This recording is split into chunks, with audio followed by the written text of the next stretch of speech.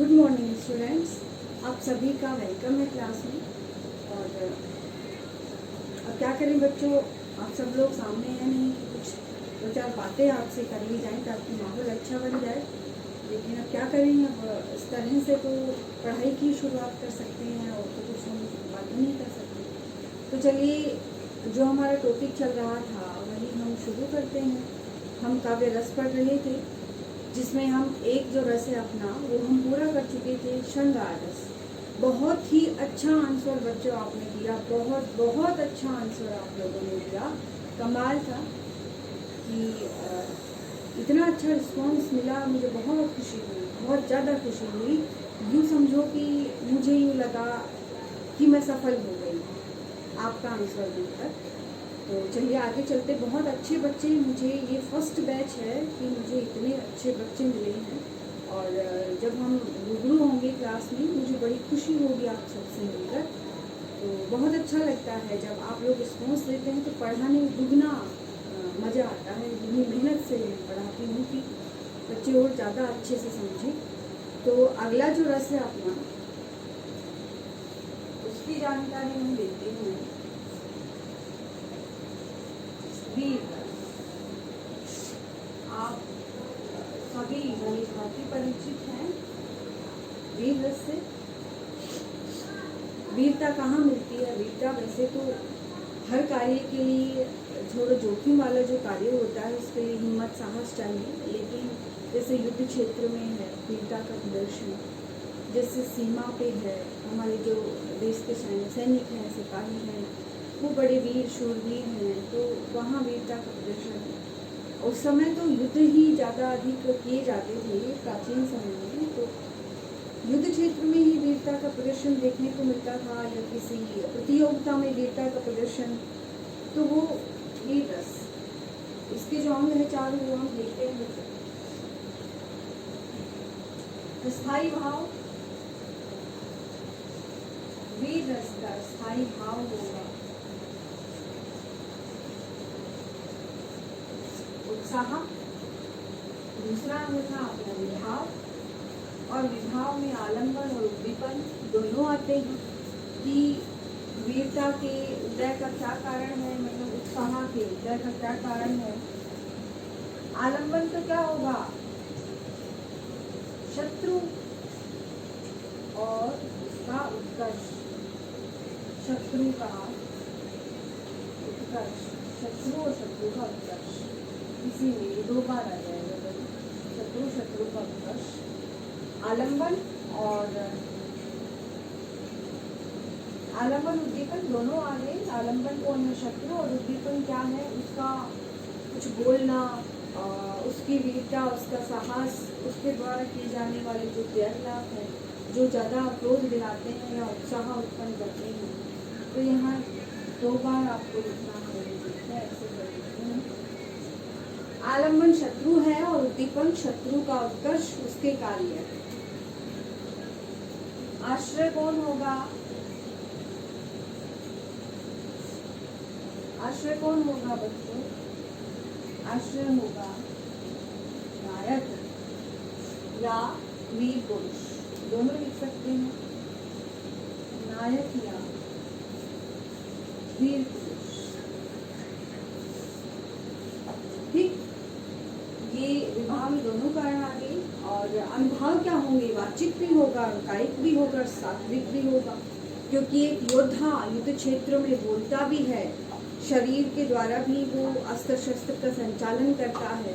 और सत्व के योग से क्या, जैसे पसीना आना है, जैसे कंपन है, क्रोध के कारण कांपने लगता है शरीर, तो वो वाली चीजें सात्विक अनुभाव में। तो अनुभाव सारे आगे लगभग वेशभूषा से भी युद्ध क्षेत्र का जो परिधान है वो अलग ही होता है, तो उससे भी पता लगता है कि व्यक्ति कहाँ जा रहा है, युद्ध क्षेत्र में जा रहा है, या वो लड़ाई के लिए तैयार है, लड़ने के लिए तैयार है, उद्यत है।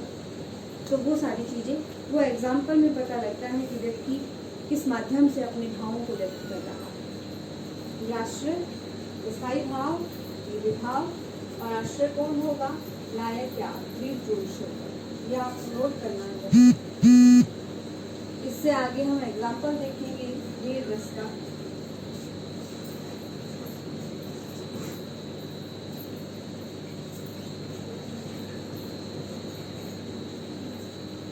या आप इसको अपने हिसाब से थोड़ा बड़ा करके भी लिख सकते हैं, पूरी पूरी लाइनें वाक्य लिख सकते हैं। मैं मात्र संकेत देती हूँ, शायद डेली ही मैं ये बात बोल देती हूँ, ये आप नोट करें बच्चों।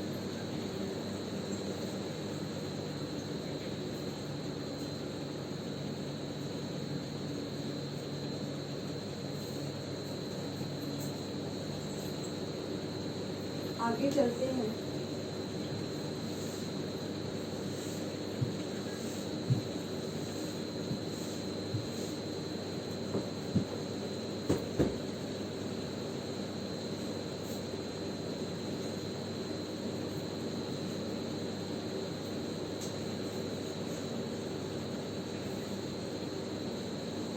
चौथा अंग था संचारी भाव।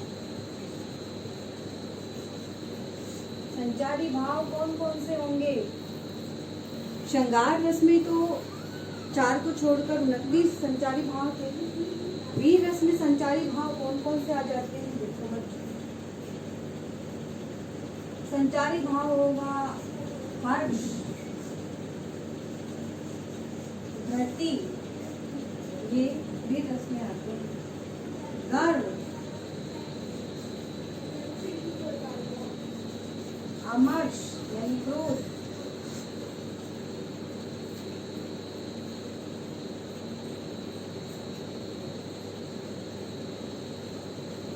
असूया यानी ईर्ष्या, ये संचारी भाव आ जाते हैं। हर्ष, धृति, गर्व, अमर्ष, असूया।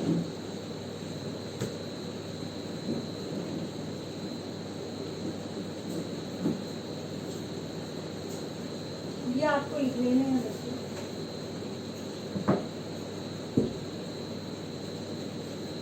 हर्ष, धृति, गर्व, असूया, ये संचारी भाव वीर रस में आते हैं। चारों अंग हो गए क्लियर।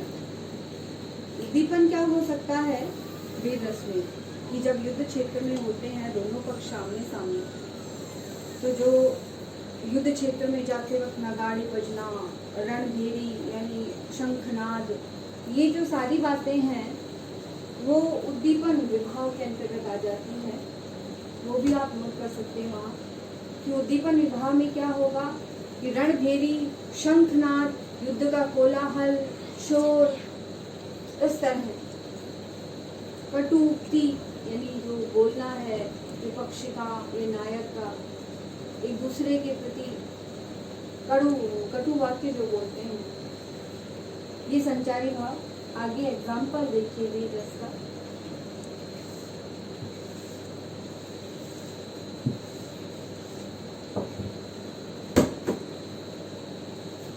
एग्जाम्पल है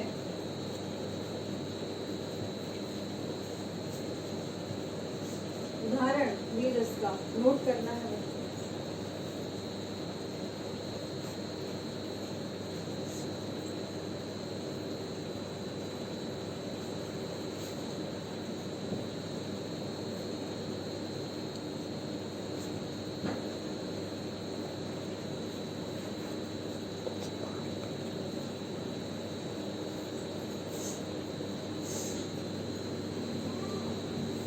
बहुत ही सिंपल सा एग्जाम्पल है।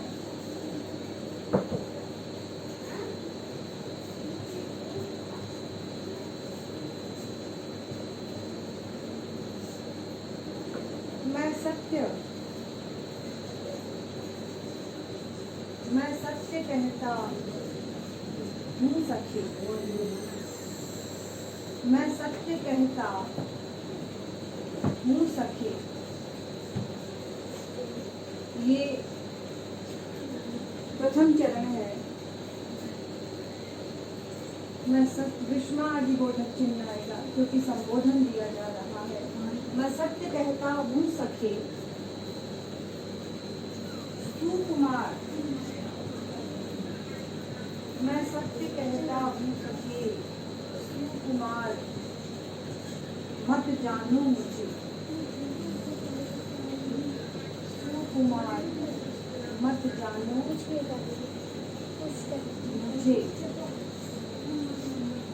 ये पहली लाइन खत्म होती है कि मैं सत्य कहता हूँ सखे सुकुमार मत जानो मुझे। आगे क्या कहता है?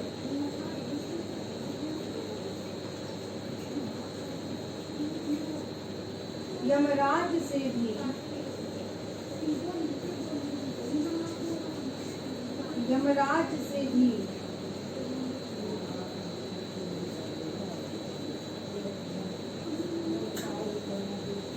युद्ध में, यमराज से भी युद्ध में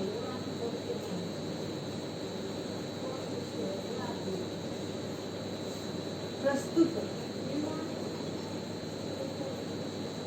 सदा, यमराज से भी युद्ध में प्रस्तुत सदा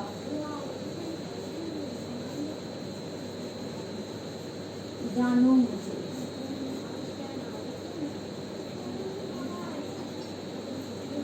ये 2 लाइनें हैं बच्चों, लेकिन मेरे पास यहाँ स्पेस कम है इसलिए मैंने इस तरह लिखा है। मैं सत्य कहता हूँ सखे सुकुमार मत जानो मुझे, यमराज से भी युद्ध में प्रस्तुत सदा जानो मुझे। आगे की 2 पंक्तियां और हैं, ये आप नोट करें। उसके बाद आगे की 2 पंक्तियां और मैं यहाँ पे लिखती हूँ।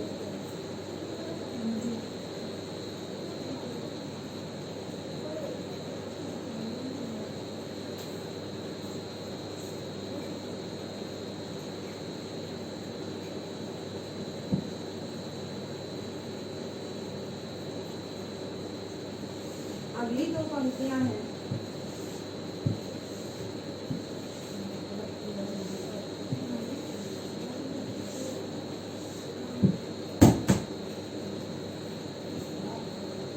अगली पंक्तियां हैं, ये सार थे,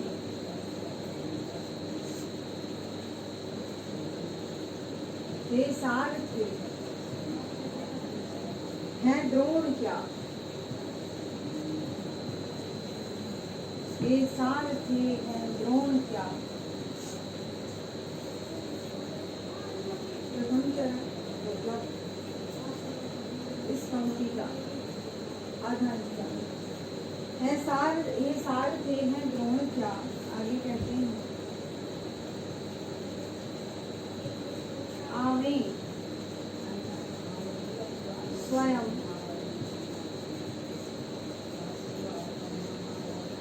आवे स्वयं देवेंद्र भी।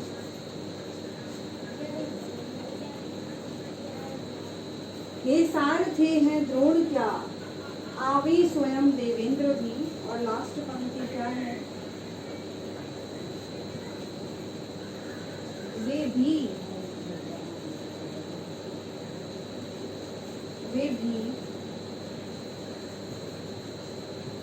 न जीतेंगे, वे भी न जीतेंगे समर में, वे भी न जीतेंगे समर में।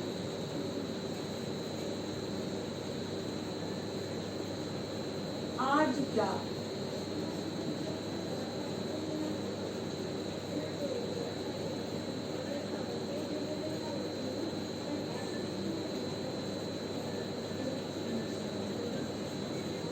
आज क्या मुझसे अभी।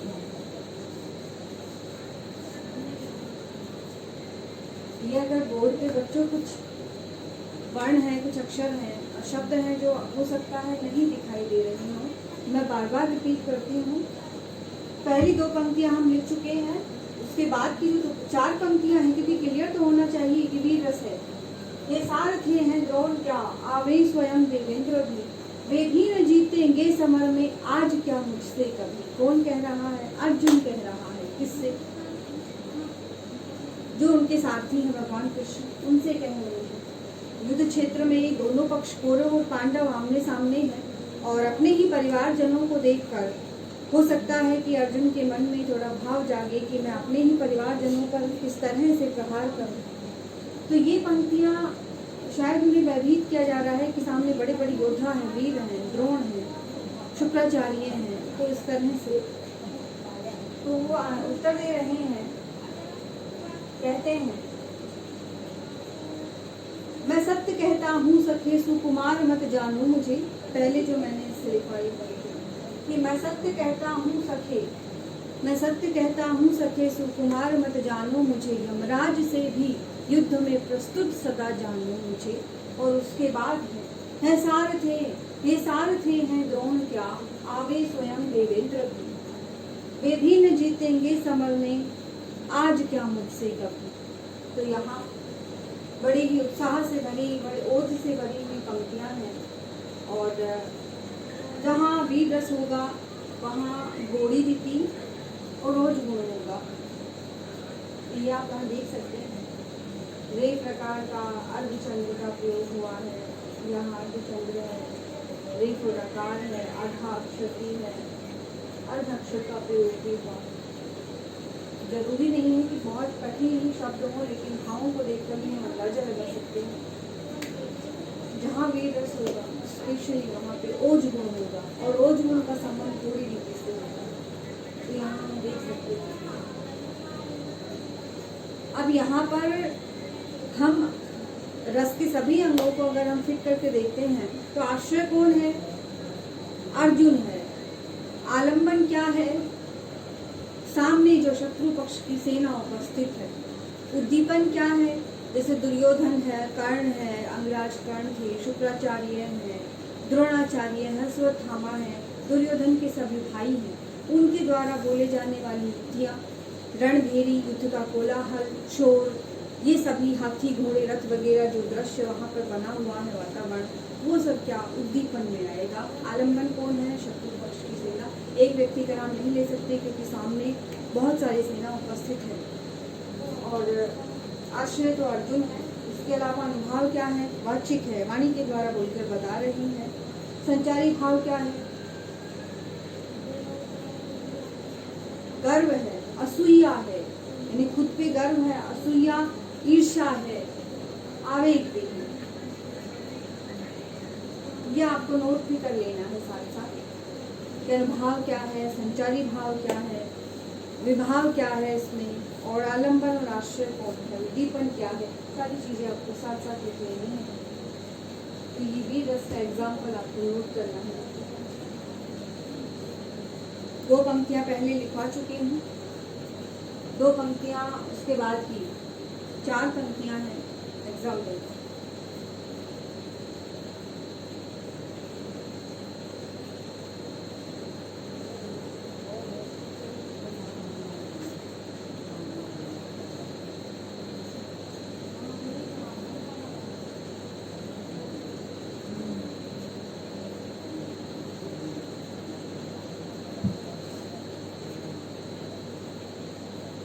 चलिए अगला जो अपना रस है उस पर चलते हैं। वीर रस का कोई पार्ट नहीं है बच्चों, पार्ट केवल श्रृंगार रस के लिए, संयोग और वियोग।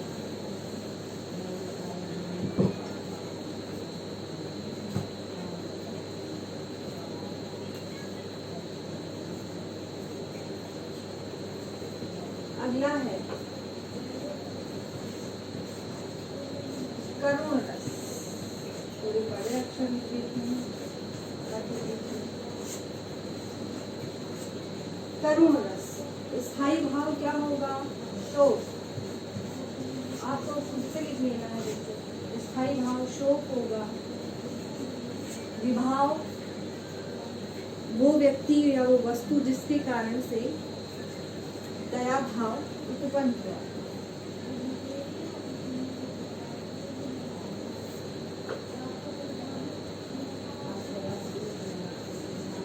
विभाव में क्या आएगा?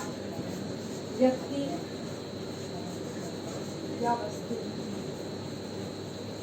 जिसके कारण से दया भाव। तो एग्जाम्पल में आप बहुत अच्छे से देख सकते हैं किस कारण से उदय हुआ, तो कारण क्या होगा? विभाव होना पड़ेगा।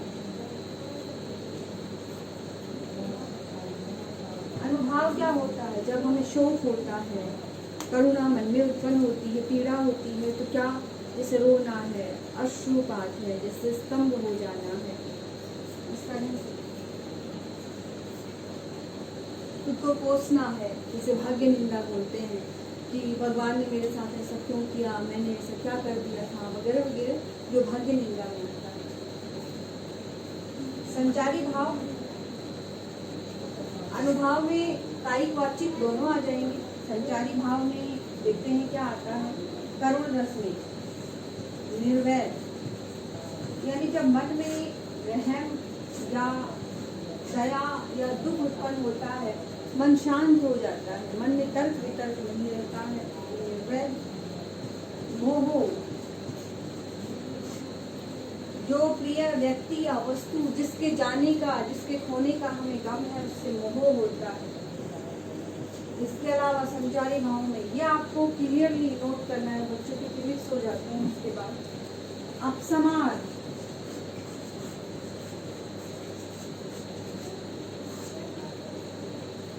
यदि मेघी जैसी डोरी जैसी पीड़ा हो जाती है, अपसमार। व्याधि,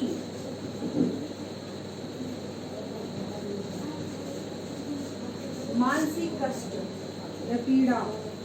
ग्लानि, हो सकता है कि जो व्यक्ति चला गया है उसके साथ हमने गलत व्यवहार किया हो, या हमारा बहुत प्रिय व्यक्ति जिसके साथ हमने दुर्व्यवहार कर दिया है, उसके लिए ग्लानि उत्पन्न हो जाती है। इसके साथ स्मृति, याद करते हैं अच्छे व्यक्ति के अच्छे कार्यों को या बुरे व्यक्ति के बुरे कार्यों को। स्मृति।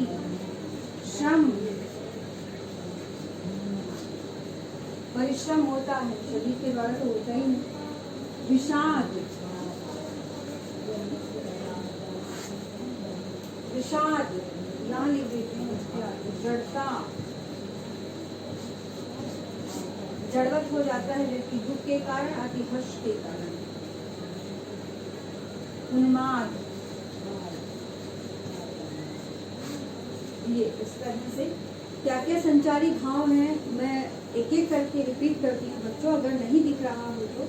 निर्वैध, मोह, अपसमार पहली लाइन, जड़ता, व्याधि, ग्लानि दूसरी लाइन में है, उन्माद, स्मृति, श्रम और विषाद। ये संचारी भाव करुण रस में इसके साथ उसको मजबूत करते हैं। यानी मन में शोक तो होता ही होता है, उसके साथ ये सारी चीजें भी साथ साथ उसको मजबूत करने के लिए कुछ समय के लिए उत्पन्न हो जाती हैं, उसके बाद ही समाप्त हो जाती हैं। जैसे निर्वैध है, मोह है, अपसमार है, एकदम से सदमा लगता है, व्यक्ति रोता है, चीखता है, चिल्लाता है, इस तरह के हरकतें करने लगता है कि जैसे बच्चे करते हैं। जड़ता है, जड़ हो जाता है कि किसी को बड़ा गहरा शोक दुख लगा, सदमा लगा तो वो निष्क्रिय हो जाता है। मानसिक कष्ट, ग्लानि होती है। उन्माद हो जाता है, नशा सा पागलपन सा हो जाता है। स्मृति, याद किया जाता है। श्रम और विषाद, दुख का हल्का आवेग। ये संचारी भाव करुण रस में आते हैं। ये आपको नोट कर लेना है। इसके आगे हम करुण रस का एग्जाम्पल देखेंगे बच्चों।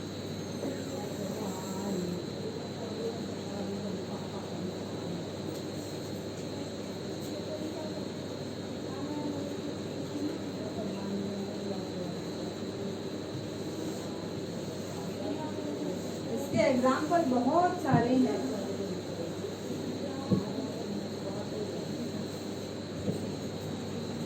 बहुत इजी सा एग्जाम्पल है जो मैं आपको लिखवा भी चुकी हूँ। प्रसाद वो देखिए।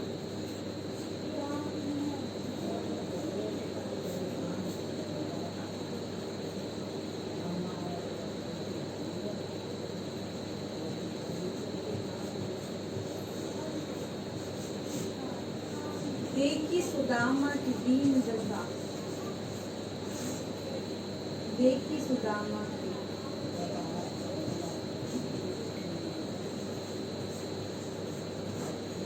दीन दशा। ये आधा है, यानी एक लाइन का आधा। करुणा,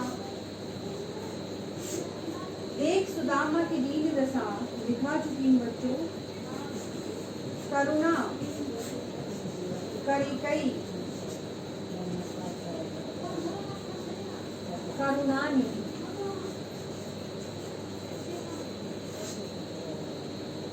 करुणा कर कई करुणानिधि रोए।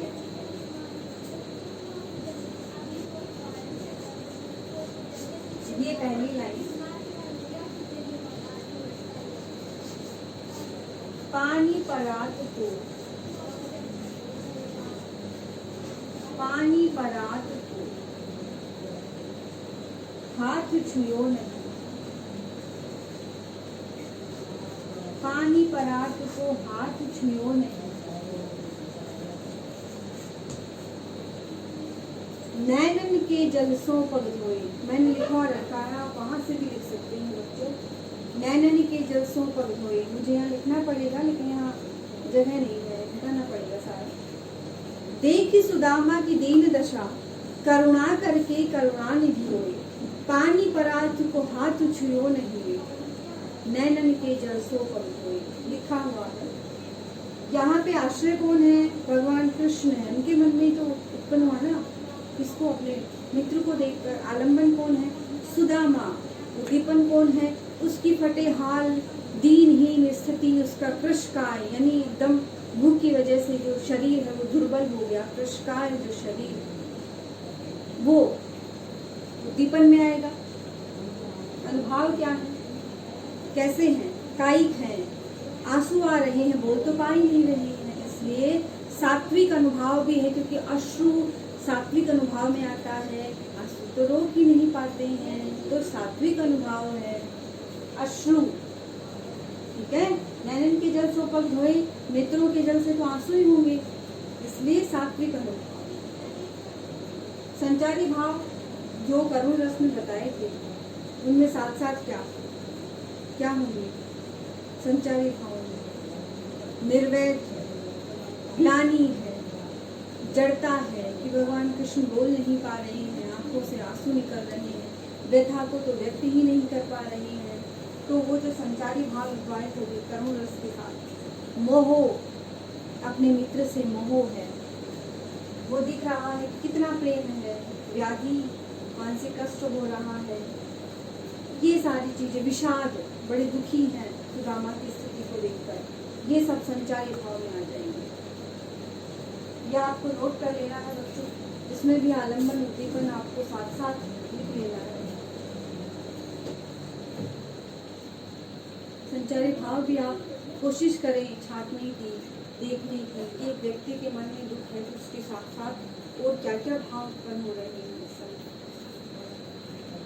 दीनहीन दशा को देखकर विषाद तो हो रहा है, साथ मोह मित्र से दिख रहा है, निर्वैध भी है, कोई तर्क नहीं है मन में, ऐसा क्यों, किस कारण से? बस वो तो दशा देखकर भगवान कृष्ण अत्यंत शोक से युक्त हो गए। बड़ा इजी सा एग्जाम्पल है, याद भी आप कर सकते हैं, बहुत अच्छा है। गुण कौन सा है? प्रसाद गुण है, पांचाली रीति है। भाई तो आप लोगों को मेहनत करनी पड़ रही है, कहीं से किसी शब्द का दूसरा अर्थ निकल रहा है नहीं। माधुर्य गुण में इतनी सरलता नहीं होती है, और यहाँ प्रेम प्रसंग तो है ही नहीं। माधुर्य गुण का मूल आधार श्रृंगार रस रहता है। यानी वैदर्भी रीति में और पांचाली रीति में अंतर पूछा था किसी बच्चे ने, जो मैंने पूरी वीडियो में वही अंतर बताया है, यहाँ भी आप अंतर देख सकते हैं। भाई माधुर्य गुण और वैदर्भी रीति का मूल आधार श्रृंगार रस था, वहाँ श्रृंगार होता है, प्रेम, जो यहाँ नहीं है, यहाँ तो करुणा। आज के लिए इतना ही काफी बच्चों, बहुत लंबी वीडियो बन जाती है, इसलिए फिर वो उसको शूट करने में बहुत टाइम लग जाता है, इसलिए ज़्यादा लंबी वीडियो बन नहीं पाती। तो ये एग्जाम्पल आप नोट कर लें। अगली क्लास में जो अपना अगला रस होगा वो हम जानेंगे। 3 रस हम पढ़ चुके हैं, श्रृंगार, वीर और करुणा। धन्यवाद।